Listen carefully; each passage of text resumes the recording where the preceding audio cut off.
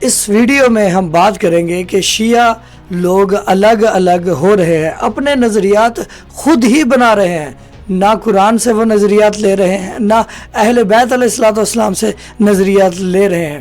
ہماری ویڈیو بنانے کا یہ مقصد ہے کہ قرآن اور اہل بیت سے جڑ کر رہیں گے، ان سے دین لیں گے تو کبھی ہم گمراہ نہیں ہو سکتے۔ لیکن ہم دیکھتے ہیں کہ شیعہ کے اندر جو ہے لوگ الگ الگ ہو رہے ہیں، جیسے کہ یہ ویڈیو میں دیکھا جا سکتا ہے۔ ویڈیو کا آغاز کرتے ہیں۔ نہیں چلے گی، نہیں چلے گی، نہیں چلے گی، نہیں چلے گی، دہشت گردی نہیں چلے گی، دہشت گردی نہیں چلے گی، دہشت گردی نہیں چلے گی، دہشت گردی نہیں چلے گی، دہشت گردی نہیں چلے گی، دہشت گردی نہیں چلے گی۔ کیا چاہیے؟ علی چاہیے۔ کیا چاہیے؟ علی چاہیے۔ کیا چاہیے؟ علی چاہیے۔ کیا چاہیے؟ علی چاہیے۔ کیا چاہیے؟ علی چاہیے۔ کیا چاہیے؟ علی چاہیے۔ مقصد کربلا علی ولی اللہ، مقصد کربلا علی ولی اللہ، مقصد لا الہ علی ولی اللہ، مقصد لا الہ علی ولی اللہ، مقصد مصطفیٰ علی ولی اللہ، مقصد سیدہ علی ولی اللہ، مقصد باوفا علی ولی اللہ، مقصد باوفا علی ولی اللہ۔ یہاں تک تو انہوں نے جو باتیں کہی ہیں بالکل صحیح، بالکل یہی دین ہے، یہی اسلام ہے اور یہی شیعت کا بیسک اور عقیدہ ہے۔ ابھی جو لاسٹ میں یہ لوگ کہتے ہیں نا، یہاں سے گمراہی شروع ہو گئی ہے، یہ سنیں۔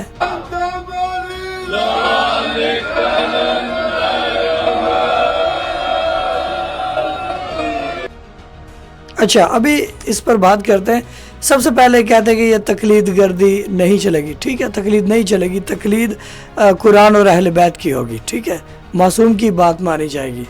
اور دوسری جگہ یہ ملا گردی نہیں چلے گی، ٹھیک ہے، ملا گردی واقعی غلط ہے اور واقعی یہ نہیں چلے گی۔ ملا دین کی حد تک رہے، ملا بھی وہ ملا ہوگا جو قرآن اور اہل بیت کی بات ہمیں احادیث سنائے گا، خود سے اپنی خود ساختہ باتیں نہیں بتائے گا، ٹھیک ہے، یہاں تک ٹھیک ہے۔ مقصد کربلا علی ولی اللہ، بے شک یہی حق ہے، یہی دین ہے۔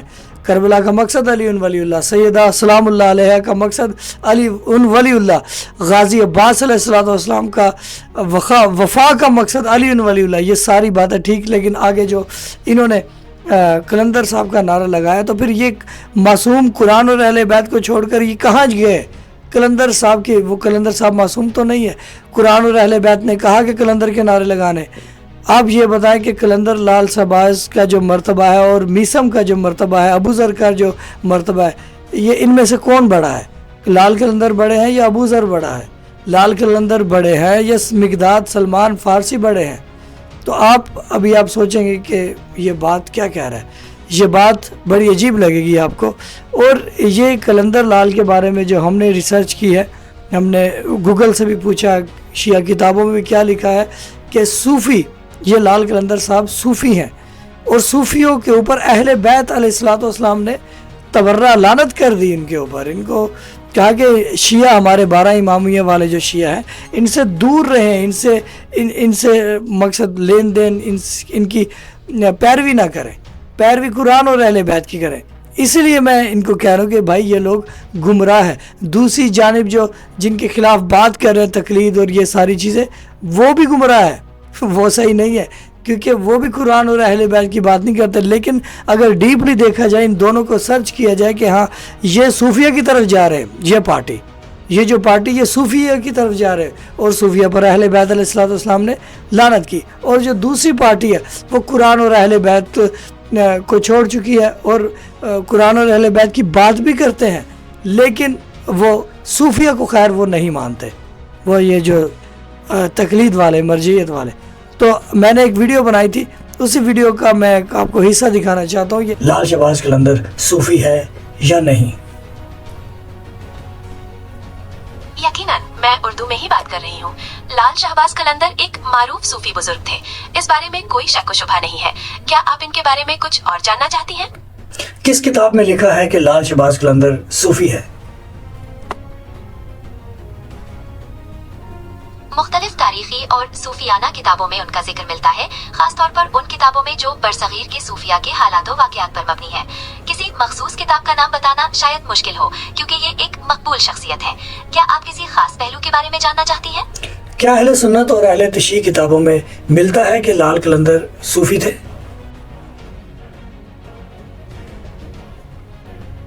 اہل سنت اور اہل تشیع دونوں مکاتب فکر کی کتابوں اور روایات میں بالواسطہ یا بلا واسطہ ان کا ذکر ملتا ہے اور انہیں ایک صوفی بزرگ کے طور پر ہی تسلیم کیا جاتا ہے۔ اچھا، یہ تو ہم نے انٹرنیٹ انفارمیشن دے رہا ہے، جیمنائی جو اے آئی ماڈل ہے جو انفارمیشن ہمیں دے رہا ہے کہ بھائی کتابوں میں یہی ملتا ہے کہ وہ ایک معروف معنی صوفی تھے، ٹھیک ہے۔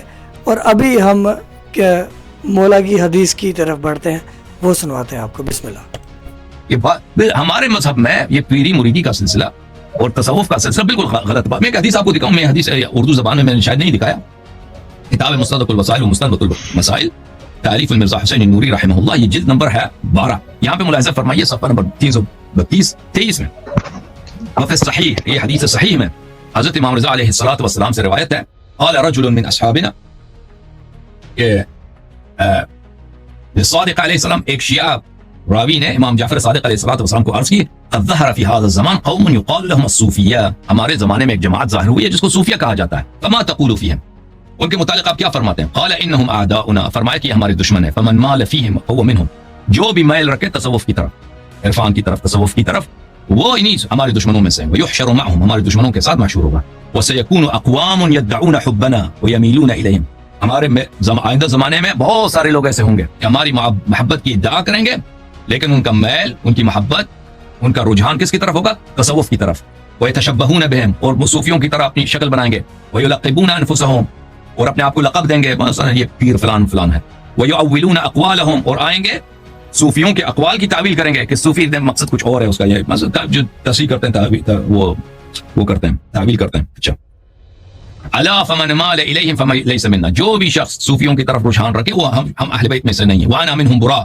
ہم صوفیہ سے اور صوفیہ کے اتباع سے ہم بری ہیں، ہم سے بیزار ہیں، ومن انکرہم ورد علیہم، جو صوفیہ کوئی بات کو رد کرے اور ان کا انکار کرے، کان کمن جاہد الکفار بین یدی رسول اللہ صلی اللہ علیہ وسلم، اس کی اتنی فضیلت ہے کہ جیسے آپ رسول پاک صلی اللہ علیہ وسلم کی معیت میں، ان کے رکاب میں، ان کے لشکر میں کفار کے سامنے آپ جہاد کریں، تلوار اٹھائیں، اتنی اس کی ثواب ہے، آپ صوفیوں کو رد کریں۔ تصوف بہت بڑی غلطی ہے، اسلام میں کوئی پیری مریدی نہیں، ہاں مریدی ہے، اتباع ہے رسول صلی اللہ علیہ وسلم اور اہل بیت طاہرین علیہ السلام۔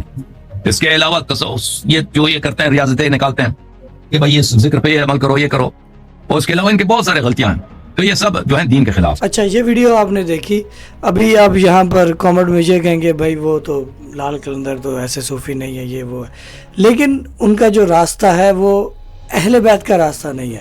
یعنی کہ لال قلندر صاحب دیکھا جائے انہوں نے شادی نہیں کی، ہمارے آئمہ کی طرف دیکھا جائے آئمہ نے شادی کو واجب قرار دیا، قرآن نے بھی شادی کو واجب قرار دیا کہ انسان سمجھدار ہے، اس کا دماغ کام کرتا ہے اور وہ شادی نہ کرے، یہ بڑی عجیب بات ہے۔